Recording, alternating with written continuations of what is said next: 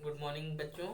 हमने राष्ट्रपति की योग्यताएं और उनके कार्यों के बारे में पढ़ा था कि राष्ट्रपति की योग्यताएं और निर्वाचन के बारे में हमने पिछले वीडियो में पढ़ा था। आज के वीडियो में हम देखेंगे राष्ट्रपति के कार्य एवं शक्तियां कि उनकी कौन कौन सी शक्तियां हैं। तो राष्ट्रपति को जो है शक्तियों को दो भागों में बांटा गया है, सामान्यकालीन शक्तियां और संकटकालीन शक्तियां। सामान्यकालीन शक्तियां, इसके अंतर्गत पहला है कार्यपालिका अथवा प्रशासनिक शक्तियां। अनुच्छेद 77 में कहा गया है भारत सरकार के समस्त कार्यपालिका और कार्य राष्ट्रपति के नाम से किए जाएंगे। इनमें निम्न शक्तियां आती है। ठीक है, अर्थात जो भी शक्तियां हैं राष्ट्रपति की, उन शक्तियों को जो है क्या किया है, राष्ट्रपति के नाम पर किया जाएगा। पहला है नियुक्ति एवं पदच्युति संबंधी शक्तियां। राष्ट्रपति प्रधानमंत्री तथा उनके सलाह के अन्य मंत्रियों के आधार पर जो है राष्ट्रपति, राज्यपाल, सर्वोच्च न्यायालय व उच्च न्यायालय के न्यायाधीश, भारत के राजदूत, भारत का महान्यायवादी, नियंत्रक एवं महालेखा परीक्षक, वित्त आयोग, योजना आयोग आदि सदस्यों की नियुक्ति जो है राष्ट्रपति द्वारा होती है। राष्ट्रपति उक्त पदाधिकारियों को विशेष प्रक्रिया के द्वारा जो है उनको पद से भी हटा सकते हैं। शासन संचालन संबंधी शक्तियां, तो शासन को सुचारू रूप से संचालित करने के लिए राष्ट्रपति विभिन्न प्रकार के नियम बना सकता है। इसके अतिरिक्त संघीय क्षेत्रों के प्रशासन का दायित्व भी राष्ट्रपति का ही होगा। संघीय मतलब जो केंद्र शासित प्रदेश हैं, ठीक है, उनका जो संचालन है वो भी राष्ट्रपति के पास होगा। वैदेशिक मामलों में संबंधित शक्तियां, राष्ट्रपति राजदूतों की नियुक्ति व विदेशी राजदूतों को मान्यता देते हैं। अन्य अंतर्राष्ट्रीय शांति व समझौते एवं वैदेशिक कार्य राष्ट्रपति के नाम पर ही किए जाते हैं। सेना संबंधी शक्तियां, सबको पता है राष्ट्रपति जल, थल, वायु सेना तीनों के प्रधान सेनापति के रूप में कार्य करते हैं और उनके जो प्रमुख हैं उनकी नियुक्तियां भी जो है राष्ट्रपति के द्वारा होती है। साथ ही युद्ध की घोषणा और युद्ध की समाप्ति या संधि राष्ट्रपति के द्वारा ही किए जाते हैं। विधायी शक्तियां, विधायी या व्यवस्थापिका संबंधी शक्तियां निम्नलिखित है। तो पहला संसद के संगठन संबंधी शक्तियां, राष्ट्रपति को संसद के दोनों सदनों के लिए सदस्यों को मनोनीत करने का अधिकार, लोकसभा के लिए आंग्ल भारतीय 2 और राज्यसभा के लिए 12 सदस्यों को मनोनीत करने का अधिकार राष्ट्रपति को है। हमको पता है ना कि चुनाव के अलावा जो अल्पसंख्यक वर्ग के लोग होते हैं उनको भी सरकार में भागीदारी सुनिश्चित करने के लिए जो है मनोनीत किया जाता है और ये राष्ट्रपति द्वारा किए जाते हैं। जिसमें से लोकसभा में जो आंग्ल भारतीय जिनकी संख्या कम है उनमें से 2 और राज्यसभा के लिए 12 ऐसे व्यक्ति जो खेल, समाज सेवा, लेखक आदि के रूप में जो ख्याति प्राप्त व्यक्ति होते हैं उनको मनोनीत करते हैं। संसद के सत्रों से संबंधित शक्तियां, संसद के दोनों सदनों के सत्रों को किसी भी समय और स्थान पर आमंत्रित कर सकते हैं। एक वर्ष में संसद के दोनों सत्रों का अधिवेशन होना अनिवार्य है, ये राष्ट्रपति के पास होता है। विधायकों की स्वीकृति या स्वीकृति संबंधी शक्तियां, संसद द्वारा कोई भी विधेयक राष्ट्रपति के हस्ताक्षर या स्वीकृति के बिना कानून नहीं बन सकता, अतः किसी भी विधेयक को राष्ट्रपति की स्वीकृति होना आवश्यक है। संसद में कुछ विधेयक ऐसे भी होते हैं जिन्हें सदन में प्रस्तुत करने से पूर्व राष्ट्रपति की स्वीकृति लेनी पड़ती है। वित्त विधेयक या कोई अन्य राज्य बनाने संबंधी विधेयक, इसको सदन में लोकसभा या राज्यसभा में रखने से पहले राष्ट्रपति की स्वीकृति आवश्यक है, उसके बाद जो है उसे सदन में प्रस्तुत किया जाता है। अध्यादेश जारी करने की शक्ति, जब संसद का सत्र ना चल रहा हो और देश में किसी प्रकार के कानून की आवश्यकता हो तब राष्ट्रपति को अध्यादेश जारी करने की शक्ति प्राप्त है और जिसका पालन कानून के समान ही होता है। वित्तीय शक्तियां, राष्ट्रपति की वित्तीय शक्तियों में कुछ निम्नलिखित शक्तियां आती है।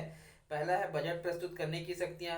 तो प्रत्येक वर्ष के प्रारंभ में संसद की स्वीकृति हेतु वार्षिक बजट राष्ट्रपति की ओर से पहले लोकसभा में और बाद में जो है राज्यसभा में प्रस्तुत किया जाता है। ठीक है, कोई भी विधेयक वित्त विधेयक है अथवा नहीं, ये राष्ट्रपति जो है सुनिश्चित करता है। कोई भी विधेयक राष्ट्रपति की स्वीकृति के बिना लोकसभा में प्रस्तुत नहीं किया जा सकता, अर्थात सदन में प्रस्तुत करने से पूर्व राष्ट्रपति की स्वीकृति लेना आवश्यक है। तीसरा, आकस्मिकता निधि के नियंत्रण संबंधी शक्तियां, तो राष्ट्रपति संसद की पूर्व स्वीकृति के बिना इस निधि से धन के व्यय की स्वीकृति प्रदान कर सकता है। ठीक है, जैसे हमारे यहाँ क्या होता है कि बाढ़, भूकंप या कुछ भी ऐसी आपदा चीज आती है तो उस समय जो धन है वो संसद की स्वीकृति के बिना भी राष्ट्रपति जो है उसे लागू कर सकता है। चौथा है आयोग की नियुक्ति संबंधी शक्तियां। तो वित्तीय मामलों में परामर्श के लिए वित्त आयोग की नियुक्ति करता है। संसद द्वारा नियम बनाए जाने की स्थिति में राष्ट्रपति भारत की संचित निधि से धन निकालने या जमा करने से संबंधित नियम बना सकता है।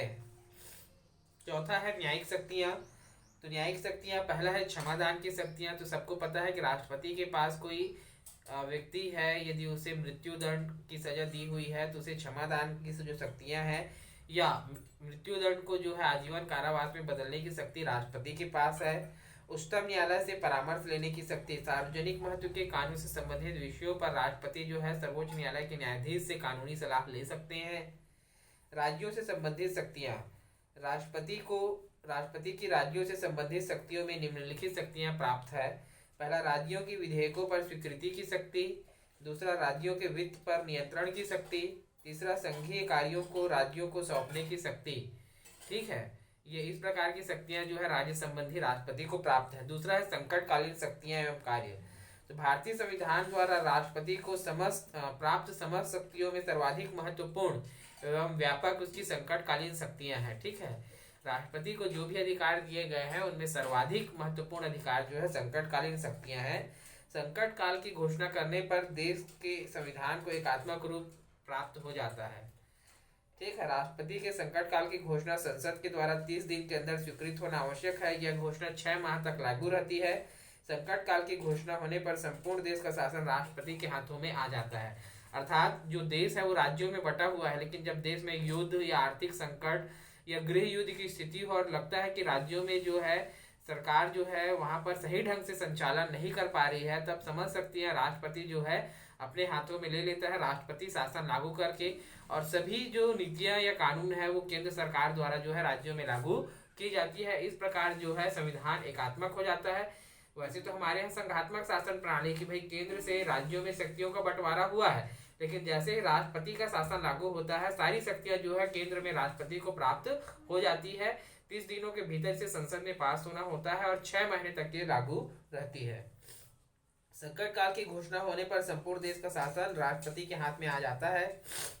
राष्ट्रपति निम्नलिखित 3 परिस्थितियों में संकट काल की घोषणा कर सकता है। तो पहला, मूल संविधान के अनुच्छेद 352 में यह व्यवस्था की गई है कि युद्ध, बाहरी आक्रमण अथवा आंतरिक सशस्त्र विद्रोह की स्थिति या शंका उत्पन्न होने पर राष्ट्रपति जो है संकट काल की घोषणा कर सकता है। दूसरा, अनुच्छेद 356 के अनुसार राज्य में संवैधानिक तंत्र के विफल हो जाने पर राष्ट्रपति संकट काल की घोषणा कर सकता है। संवैधानिक तंत्र मतलब कानूनी प्रशासन अगर सही ढंग से संचालन कर पाने में सफल नहीं हो पा रही है और राष्ट्रपति को लगता है कि राज्यपाल को लगता है कि राज्य में जो सरकार है वो कानूनी जो व्यवस्था है वो सही ढंग से लागू नहीं कर पा रही है, तब राष्ट्रपति को जो है वो संकटकालीन शक्तियों का प्रयोग करने के लिए राष्ट्रपति शासन लगाने के लिए जो है सलाह देता है। इसके बाद जो है राष्ट्रपति जो है अपनी शक्तियों का प्रयोग कर सकते हैं। अनुच्छेद 360 के अनुसार राष्ट्र में वित्तीय संकट हो जाने पर राष्ट्रपति संकट काल की घोषणा कर सकता है और देश में लगता है कि आर्थिक संकट आ गया है और हमको जो है उसको उबारना है, तब ऐसी स्थिति में राष्ट्रपति अपने संकटकालीन शक्तियों का प्रयोग कर सकता है। तो बच्चों, ये थे राष्ट्रपति की महत्वपूर्ण शक्तियां। कोई भी डाउट होगा जरूर पूछेंगे। Thank you.